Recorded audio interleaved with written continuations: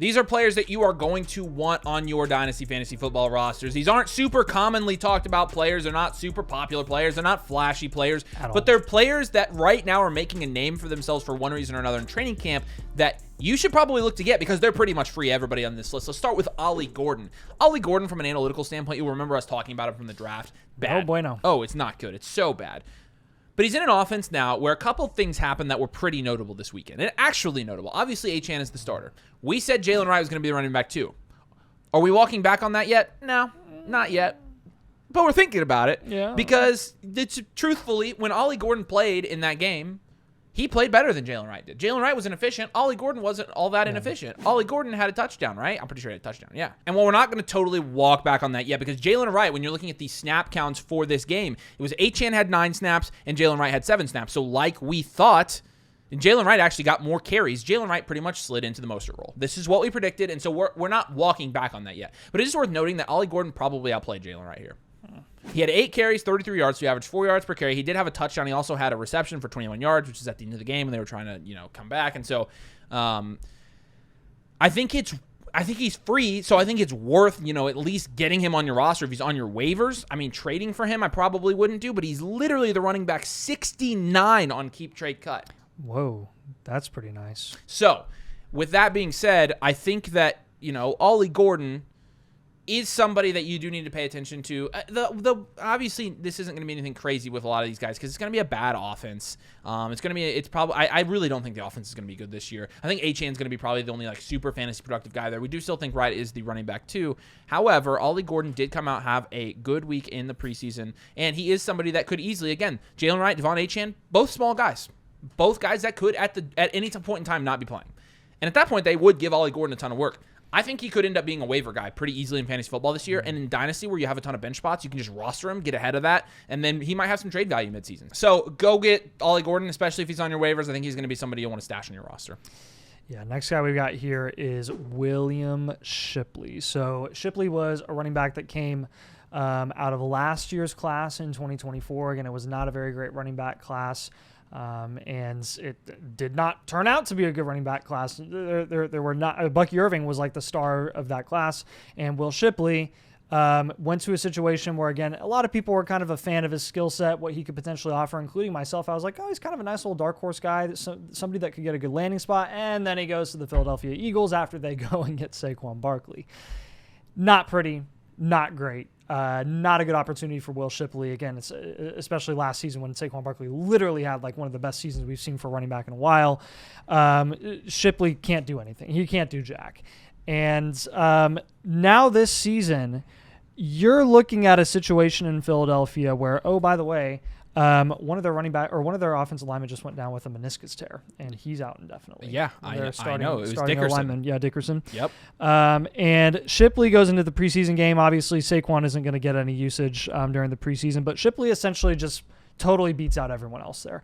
The big worry that we had this season was A.J. Dillon potentially taking control of that running back 2 role. Not the big concern that we had. We've never been A.J. Dillon people, but the big concern that a lot of people had. And now Will Shipley comes in again game 1, and he basically just blows everyone else out of the water in terms of total carries, opportunities, efficiency. He's a running back 2 there. Yep. And when you're looking at his skill set, dating back to college, he had a decent amount of receiving usage and showed some explosiveness there. Again, he's not anything super special athletically, but he can get the job done. And again, when you're looking at the 385 carry, 375 carry plus or touch plus curse that you have with all these running backs right now, if you're worried about that, which again is understandable for a guy like Saquon, whether they're going to bring his volume down and try to implement other guys into that offense like Will Shipley, or Saquon is just not as good as he was last season, shows a little bit of potential regression.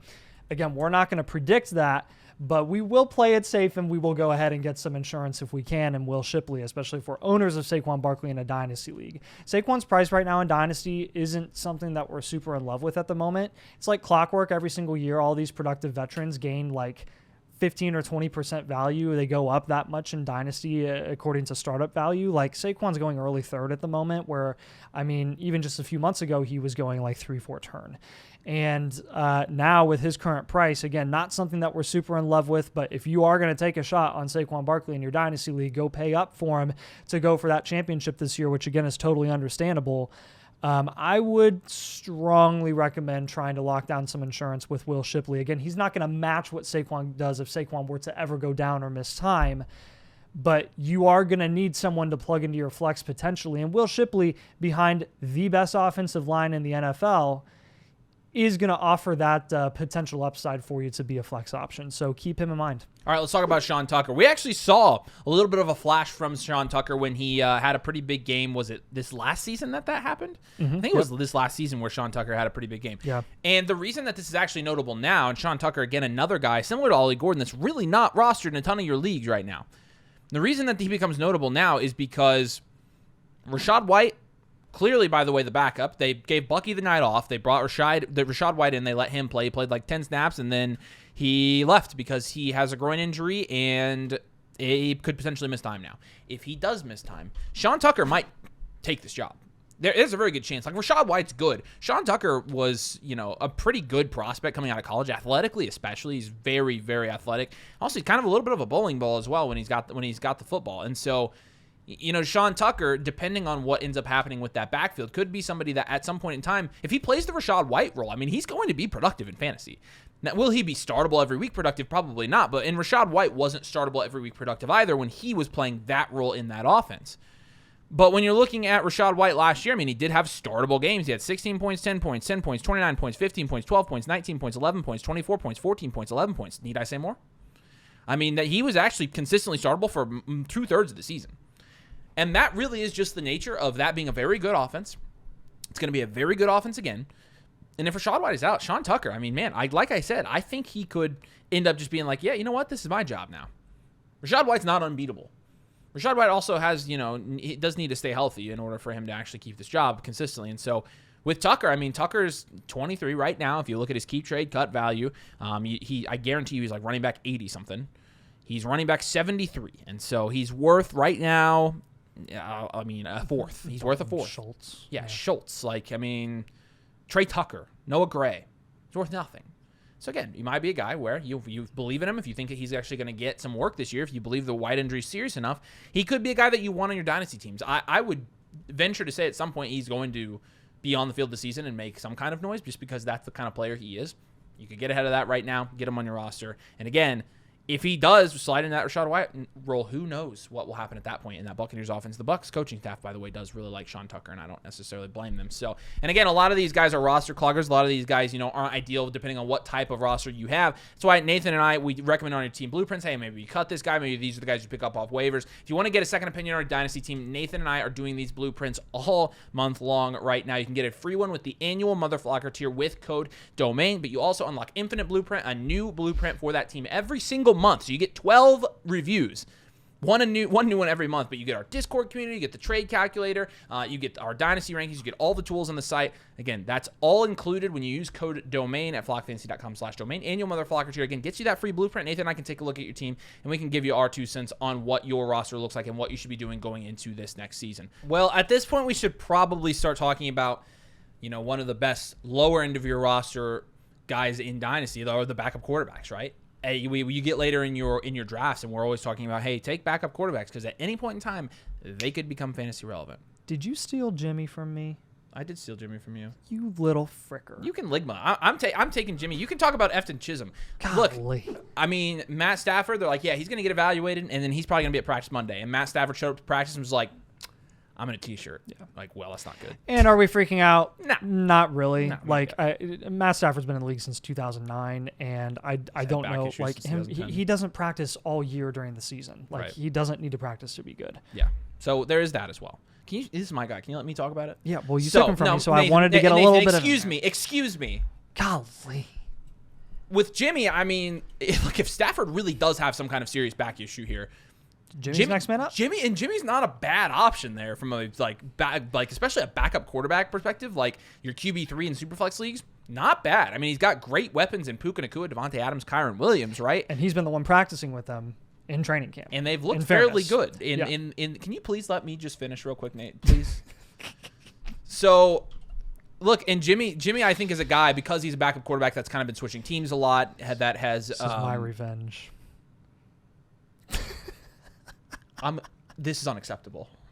I would never interrupt you, ever. I've never done that. Never, all the viewers know I've never done that. You never put words in my mouth either about like the whole Golden stuff and just dump on me the whole video. Golden? Yeah. You like Golden?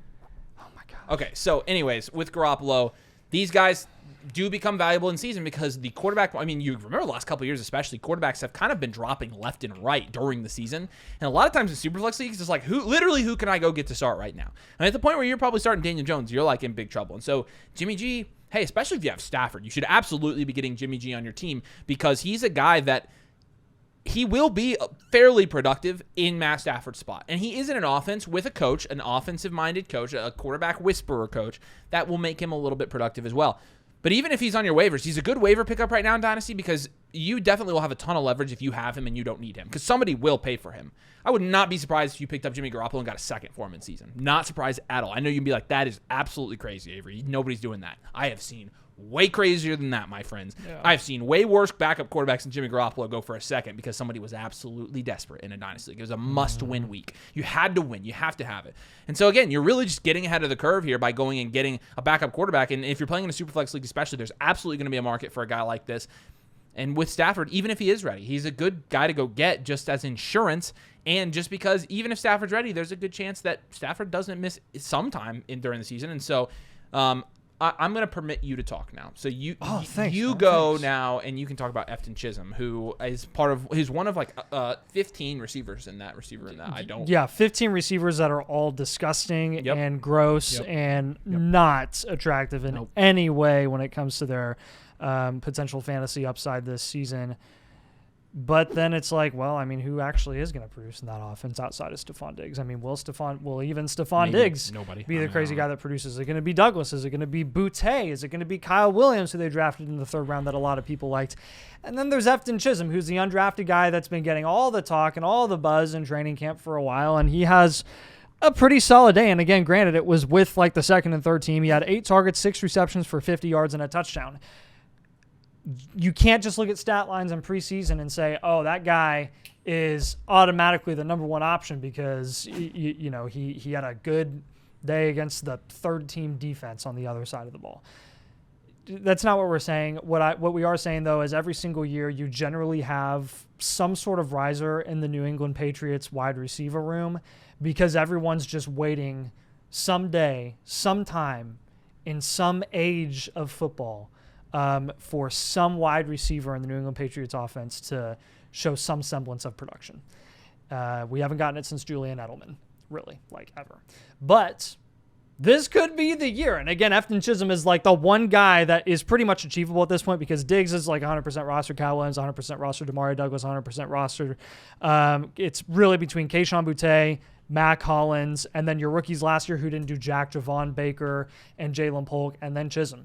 And this is a brand new this is a brand new coaching regime, right, for the New England Patriots. Mike Vrabel doesn't have any loyalty to any of these guys. So whoever comes into camp, whoever comes into preseason and takes advantage of their opportunities is going to have a chance to move up the depth chart. And Chism, I think, has the best opportunity of any of those guys, honestly, this so far in the early preseason because he's the guy that's been producing and been showing a decent amount of flashes in training camp right now. So again, analytically, am I betting on Efton Chism to just come out and be like absolutely insane? No, but I am betting on the Dynasty community to start like picking up on his name and start elevating his value a little bit to a point where, hey, maybe eventually in the near future you can offload him for, again, a bag of chips are a little more valuable than the bag of chips that you're getting previously for him. So okay, I can tell you right now that Keaton Mitchell in the leagues where he's not already rostered, he is one of the most trending players on Sleeper right now, and that is because he worked the Colts defense. What? Wow, that's not an accomplishment, by the way. But right. But he did look good. Like you can't have, if you watch that game, you probably watched Keaton Mitchell, and he was the focal point of the offense there. He had 8 snaps, he ran 3 routes, he had 5 carries, and I think he had a pretty long touchdown as well, right? And so I'm pretty sure his efficiency was off the charts because he was playing the Colts defense, and that unfortunately is for us is a pretty good matchup. 9 carries, 68 yards, 1 touchdown, average 7.6 yards per carry. So pretty good stat line for Keaton Mitchell. And a lot of people are asking, like, look, I mean, how much is he going to cut into Derrick Henry's workload?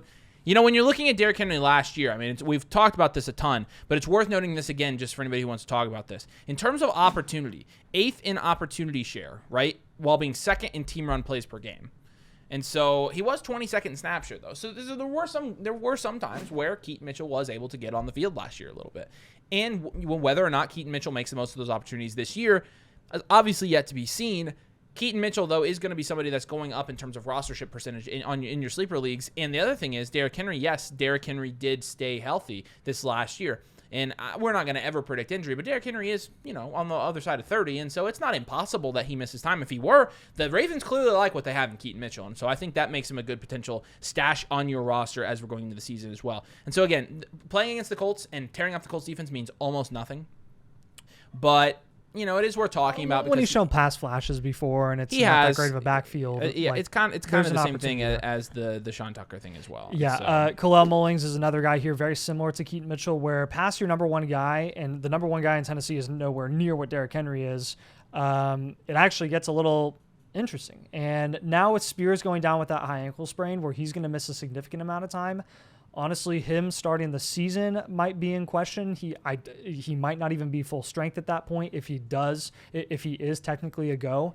Khalil Mullings gets real interesting. He got a good amount of usage again in week 1 of the preseason. I don't even want to look at that. Just looking at the depth chart, like pretty much right away, Khalil Mullings was established as a running back 3 in that offense, which when you're looking at a top 2 running back committee already there with Tyjae Spears and Tony Pollard, there's an opportunity for some guys to move up the board there. And with Khalil Mullings being the fresh legs, the new rookie out of Michigan who showed some nice flashes at Michigan his last year.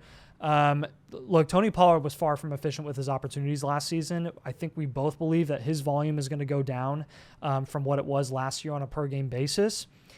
If Tyjae Spears is not fully healthy and Tyjae Spears continues to get banged up, which has been a trend, not just since he came into the league, but since he was in college, where, like, if you remember his medical, he didn't have a freaking ACL. Khalil Mullings could easily establish himself as a running back 2 and maybe even start to eat into Tony Pollard's usage and workload and carries this season. Because, again, I think it's anyone's game this year in that backfield in a new offense where Cam Ward is at the helm at quarterback. If Khalil Mullings shows more juice than Pollard and Spears can, then they will have no issue giving him more and more opportunities. So he honestly might be one of the sexiest names on this list, where he will be available in a lot of leagues, and it is absolutely 100% worth taking the shot on him. So again, not your traditional names on this list, not the guys we normally talk about, but it is that time of year where these guys do end up mattering even just a little bit, and so we kind of want to stay on top. You got to play the game in August, and most of the time with the big players, preseason news means nothing. But for players who aren't rostered, for players who are fighting for roster spots, for players that we hadn't talked about previously, who have no dynasty value, this is the time for those guys. This is the time where those guys earn roster spots and potentially earn jobs in their rotations as well. And so that's when you actually kind of have to pay attention to play the market a little bit. And so that's what we're doing with these guys. If you enjoyed the video, make sure you drop a like. Make sure you subscribe if you play Dynasty Fantasy Football. Nathan and I are the biggest diehard Dynasty Fantasy Football players you'll ever meet. And so if you enjoy Dynasty, you definitely will enjoy the content. Again, we can get you the free blueprint if you want to come join the community. Come hang out with us. You can get, you get direct access to Nathan and I, but Nathan and I do all these blueprints. So we can get you a plan for your Dynasty team going into next year. flockfantasy.com/domain. I got the link in the comments. Appreciate you guys. Thank you so much for watching, and we'll see you later.